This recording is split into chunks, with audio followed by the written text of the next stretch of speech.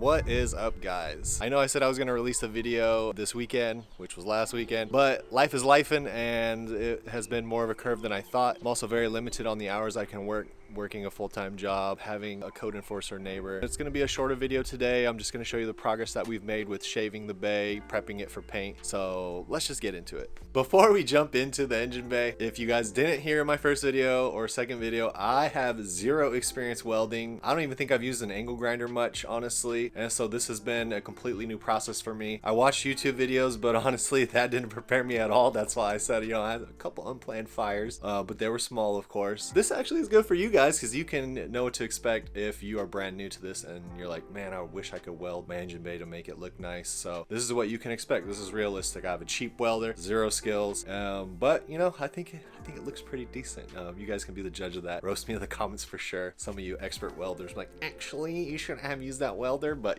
feel free to do it. I love it. And then also, one of my really good friends is a welder. I'm sure I could have reached out to him. I wanted it to be more of like a realistic experience. Let's say you're working on your car, you want to shave your engine bay, but all you have is YouTube. So that's kind of what I did. The rest of this is just going to be like a little time lapse of what I've been doing, what I've been up to. It takes a lot of time, especially here in this small garage. So it's been challenging, but we're getting there.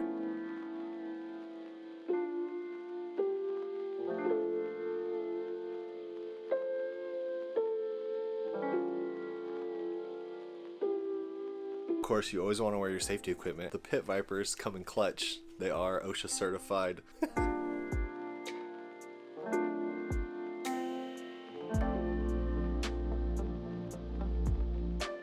So it's taking shape. I'm very happy with how it's going. It's been a learning experience for sure. A couple unplanned fires, but we're fine. We took care of it. A lot of it's been shaved. A lot of the holes back there are already plugged. A lot of those were just ground wire holes and just random structural integrity holes, I assume, but you know, who needs those, right? I would say I'm in the home stretch of this. So obviously I'm gonna sort out the brake booster there and the clutch cylinder. Those we'll dive into in another video when you guys see what I have cooking. I need to plug that hole over there. That was to get the wiring harness through. Plug obviously that hole that I cut into. And those are what I've been avoiding because I don't really know how to do that yet. I know I have a sheet of metal that I need to weld in there, but we're gonna learn. Overall, the goal right now is just to get all the holes plugged. I haven't really worked in this area yet, or this area, because I want to make sure I don't need these for the headlights, which I don't think I do, because I think it's just these three. I'd rather be safe than sorry, not have to drill another hole. We'll get that sorted out. I want to be done by this weekend with prepping everything for paint, so hopefully we can stick to that timeline. I still need to sort out what I'm going to do with these holes as well. I'll probably end up plugging them all. Just really depends on how plugging that one goes.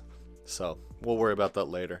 Honestly, I think it looks pretty good. It's dirty, but I think it looks pretty good. It's pretty flat. And I kind of left like different stages of the weld. That way you guys can see, because I hate when people are like, oh yeah, just weld it. And then they shows them welding it and then bam, it's perfect. So some of these welds aren't finished. Like this is one that I recently did and needs to just be filled in a little bit more. You can still see the outline of the holes. Same up here, you can still see some of the outlines of the holes, but generally it's pretty smooth. That one back there, of course, is fresh. It's a mountain of metal. I'm sure I wasted a lot. That one, obviously, I need to grind down completely. All I did was weld it. Then over here, I think I have my cream of the crop ones that I'm very proud of, so can't even really see it here. These ones right here look pretty decent. Perfect example right here. This is one that I did. I grinded it down a little. Obviously, I still have a little hole there that I still need to retouch. This is just the process, what you guys can expect. It doesn't look pretty, especially when you're brand new to it.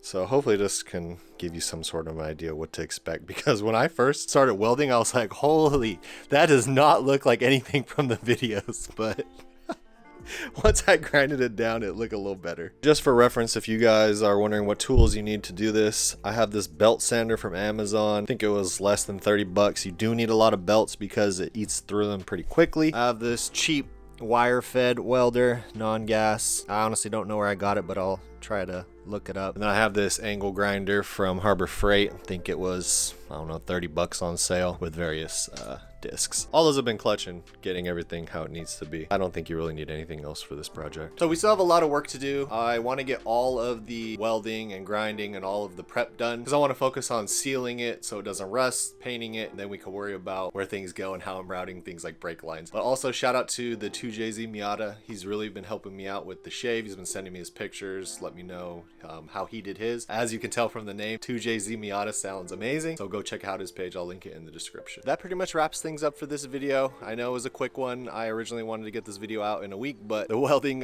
curve of me learning took a while, and like I said, with my neighbor, I didn't want to make her mad. So I'm hoping I can get the engine bay sorted out and ready for paint and bondo this weekend. That way I can film for it, because there's not too much information about how to bondo. Everyone's just like, yeah, just bondo it, but you know, what does that mean? So I'll go through that in the next video as well. Hopefully be as detailed as possible for you guys if you're thinking about doing this project too. Thank you guys again. Make sure you like, comment, subscribe. Make sure you follow me on Instagram, and we will see you in the next one, hopefully this weekend.